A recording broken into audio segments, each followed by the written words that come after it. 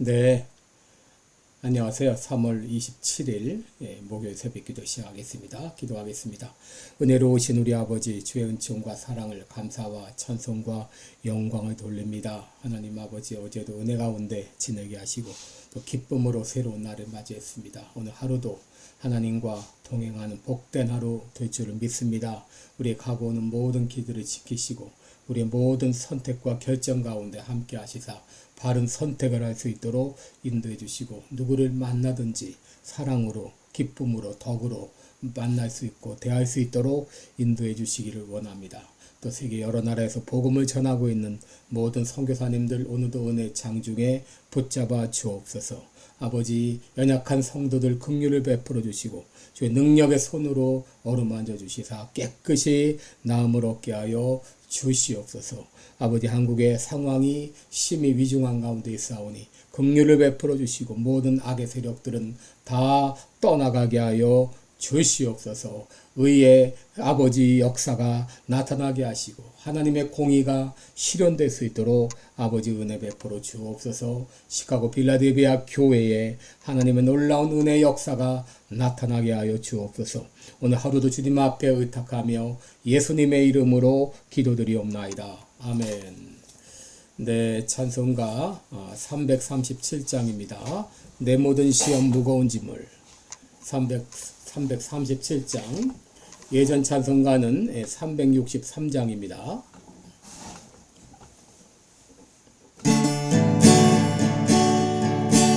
내 모든 시험 무거운 짐을 주 예수 앞에 아뢰이며 근심에 쌓인 날 돌아보사 내 근심 모두 맡으시네.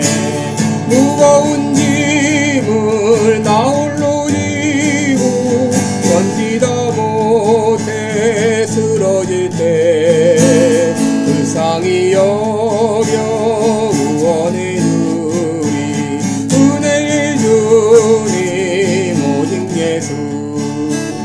내 모든 괴로움 닥치는 완나 주 예수 앞에 아뢰이며 주께서 친히 날 구해 주사 넓으신 사랑 베푸시네. 무거운 짐을 나 홀로 지고 견디다 못해 쓰러질 때 불쌍히 여겨 구원해 주리 은혜의 주님 오직 예수.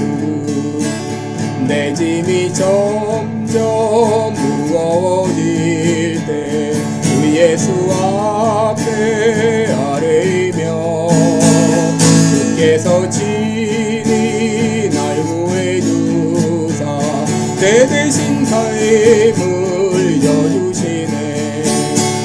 무거운 짐을 나 홀로 지고 견디다 못해 쓰러질 때 불쌍히 여겨 구원해 주리 은혜의 주님 오직 예수.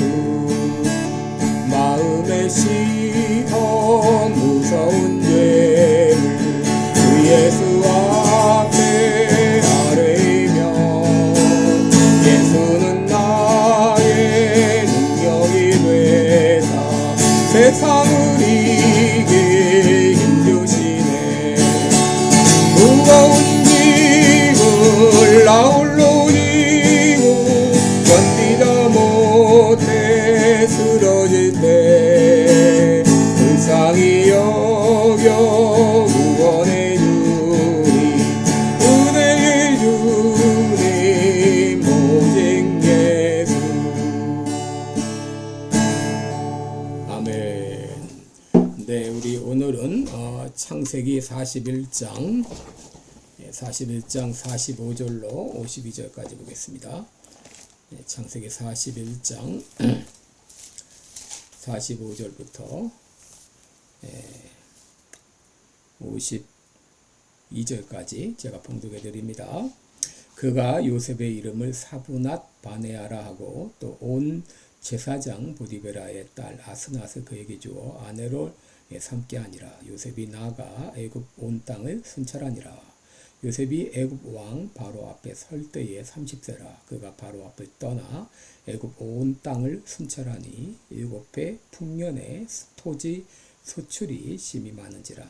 요셉이 애굽 땅에 있는 그 7년 곡물을 거두어 각 성에 저축하되 각 성 주위에 밭에 곡물을 그 성 중에 저장하며 저장한 곡식이 바다 모래같이 심이 많아 세기를 그쳤으니 그 수가 한이 없음이었더라. 흉년이 되기 전에 요셉에게 두 아들을 낳되 곧 온 제사장 보디베라의 딸 아스낫이 그에게 낳은지라.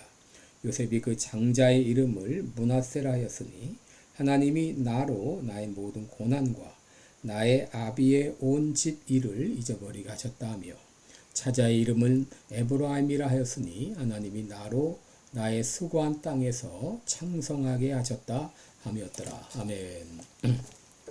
네, 우리 오늘은 고통의 날은 지나고 이런 제목으로 함께 말씀을 나누겠습니다. 여러분, 전도서 7장 14절에 보면 형통한 날에는 기뻐하고 공고한 날에는 생각하라. 하나님이 이 두 가지 일을 병행하게 하사 사람으로 그 장래일을 능히 헤아려 알지 못하게 하셨다. 그런 말씀이 있습니다. 여러분, 이것은 우리 인생에서 일어나는 이 두 가지를 소개해 주고 있죠. 우리 인생에는 때로 형통한 일이 있는가 하게 되면 반대로 공고한 날도 있다는 것이죠. 하나님께서 이 형통한 날과 공고한 날을 병행하게 하시고 장래일을 헤아려 알지 못하게 하셨습니다. 여러분, 만약 우리 인생에 형통한 날만 계속된다면 어떻게 될까요? 아마 그 사람은 하나님을 믿지 않을 것이고 교만해서 이제 스스로 무너지게 될 것입니다. 반대로 공고한 날만 계속되면 어떻게 될까요? 이 역시 우리가 견디지 못하고 스스로 쓰러지게 될 것이죠. 그래서 하나님은 이 두 가지를 병행하게 하셨습니다. 여러분, 우리 인생에는 형통한 날이 있는가 하게 되면 곤고한 날이 있습니다. 근데 요셉이 그동안 얼마나 이 고통의 나날을 보냈습니까? 애굽에 노예로 팔려와서 또 보디발 아내의 모함으로 옥에 갇히게 되고 또 술 맡은 관원장이 요셉을 잊어버림으로 말미암아 오랫동안 옥살이를 해야 했습니다. 언제까지 이 감옥살이가 이어질지 참 캄캄한 나날이 계속되었죠. 그런데 때가 되매 하나님께서는 요셉을 들어 올리셨습니다. 요셉이 애굽에 온 지 13년 되던 때 30살이 될 때에 하나님은 요셉을 들어 올리셨는데 그저 감옥에서 석방시킨 정도가 아니라 애굽의 총리가 되게 하셨습니다.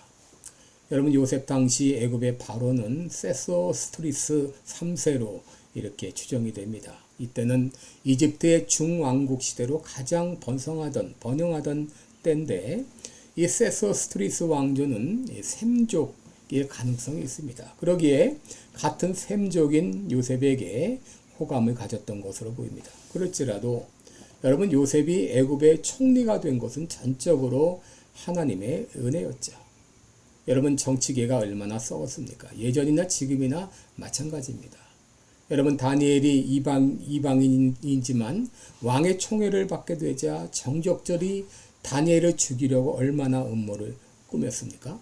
이런 정적들이 난무한 애굽 사회에서 이방인인 요셉이 와서 총리의 자리에 오르게 될 때 이것이 결코 쉬운 일이 아니었죠.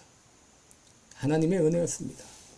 그리고 요셉은 총리가 된 다음에 바로 요셉은 또 결혼을 하게 되고 아이를 낳게 됩니다. 45절에 보면 그가 요셉의 이름을 사브낫 바네아라 하고 또 온 제사장 보디베라의 딸 아스낫을 그에게 주어 아내를 삼게 하니라 그랬습니다. 바로 바로가 요셉에게 준 새로운 이름은 사브낫 바네아라는 이름인데 이것은 신이 말씀하시고 살아계신다 그런 뜻입니다. 혹은 비밀을 밝히는 자 그런 뜻입니다. 바로 요셉에게 이제 꿈을 해석하는 능력이 있는 것을 보여주고 있는 것이죠. 그리고 온 제사장, 이 온이라고 하는 지방입니다. 온 제사장 보디베라의 딸 아스낫과 결혼을 시키는데 이 고대 이집트에서 제사장과 관계를 맺는 것은 이 종교적, 정치적 동맹의 의미가 있는 것이죠. 그 요셉은 결혼을 통해서 두 아들을 얻게 되었는데 첫째 이름은 므낫세라, 둘째 이름은 에브라임이라고 이름을 지었습니다. 첫째 아들 므낫세라는 뜻은 하나님이 나로 나의 모든 고난과 내 아비의 온 집 일을 잃어버리게 했다, 그런 뜻입니다. 여러분 히브리어 동사 중에 나샤라는 동사가 있는데 잊는다 그런 뜻인데 바로 이 요셉이 이 자기 첫 아들의 이름을 므낫세라고 지은 것은 요셉이 그동안 얼마나 고통스러웠는지를 알게 하는 대목이죠. 형들에 의해서 구덩이에 던져졌을 때의 그 두려움, 또 애굽에서 노예살이할 때 그 두려움, 또 보디발의 그 아내의 음모로 말미암아 감옥에 갇히게 되었을 때의 그 두려움, 또 술 맡은 관원장이 그를 잊어버렸던 그 시간들. 여러분 애굽에서의 요셉의 시간들은 고통의 나날이었죠. 그런데 하나님께서 어느 날 그 모든 고통을 일시에 잊어버릴 수 있게 하셨는데 그것은 바로 요셉이 애굽의 총리로 등극한 일이요, 또 결혼을 하게 한 일이요, 가정을 갖게 되었고 그리고 아들들을 낳게 하신 것이죠. 이 모든 일들이 동시다발적으로 일어났습니다. 이 일을 통해서 요셉이 하나님에 대해서 어떻게 생각했을까요? 그동안 하나님에 대해서 오해할 수도 있고 하나님에 대해서 원망할 수도 있었을 거예요. 하나님, 내 인생은 왜 이렇게 꼬이기만 하나요? 왜 이렇게 나는 고난의 연속인가요? 이렇게 나를 고통 속으로 몰아가시는 이유가 뭔가요? 요셉은 때로 자기를 팔아넘긴 형들을 원망했을 수도 있어요. 보디발의 아내를 원망하고 술 맡은 관원장도 원망할 수 있었겠지만 하나님도 원망했을 수 있습니다. 그런데 요셉이 애굽의 총리로 등극하고 결혼하고 또 자녀를 낳는 순간 그때 하나님의 그 놀라운 계획을 깨닫게 된 것이죠. 아, 내가 이제까지 당한 모든 고난에는 하나님의 섭리와 뜻이 있구나. 그래서 첫 아들의 이름을 므낫세, 나의 모든 고난과 내 아비의 온 집 일을 잊어버리겠다, 이렇게 이름을 지은 것이죠. 여러분, 인간은 과거에 매여 사는 존재이죠. 많은 사람들이 과거의 일에 시달려서 살고 있습니다. 많은 사람들이 다른 사람들에 대한 미운 감정에 사로잡혀 있죠. 상처받은 것에 대해서, 또 용서받지 못한 것에 대해서, 은혜를 저버린 사람에 대한 이런 원망과 상처가 마음을 괴롭히죠. 부모로부터 받은 어떤 상처, 사랑하는 이로부터 받은 아픈 기억들, 이런 아픈 과거로부터 좀처럼 사람들이 헤어나오지 못하고 있어요. 그리고 이 과거라는 족쇄가 우리 앞길을 가로막습니다. 그런데 하나님은 과거의 이런 모든 상처를 치료해 주시고 잊어버리게 하십니다. 그가 찔림은 우리의 허물이 나며 그가 상함은 우리의 죄악의 남이라. 그가 징계를 받음으로 우리가 평화를 누리고 그가 채찍에 맞음으로 우리가 나음을 입었도다. 예수님께서 십자가에서 고난을 당하신 것은 우리 죄를 용서하실 뿐 아니라 우리의 상처를 싸매시고 우리를 치료해 주시기 위함이었습니다. 이를 위해서 예수님은 십자가에 달려 고통을 당하시고 죽으신 것이죠. 여러분, 예수님의 보혈은 우리 마음의 상처를 치유해 주십니다. 내가 어떤 죄를 지었던, 내 마음에 어떤 상처가 있던 예수님의 보혈은 이 모든 것을 치료해 줄 수 있습니다. 여러분, 오늘 이 아침 이렇게 기도하시기 바랍니다. 과거의 죄를 떨쳐버리고 또 다른 사람들로부터 받은 상처로부터 이제 치유받게 해주옵소서. 내가 지금 주님의 그 생명샘에 나가니 내 마음을 씻어주소서라고 기도하시기 바랍니다. 또 요셉은 둘째 아들을 낳고 이름을 에브라임이라 이렇게 지었어요.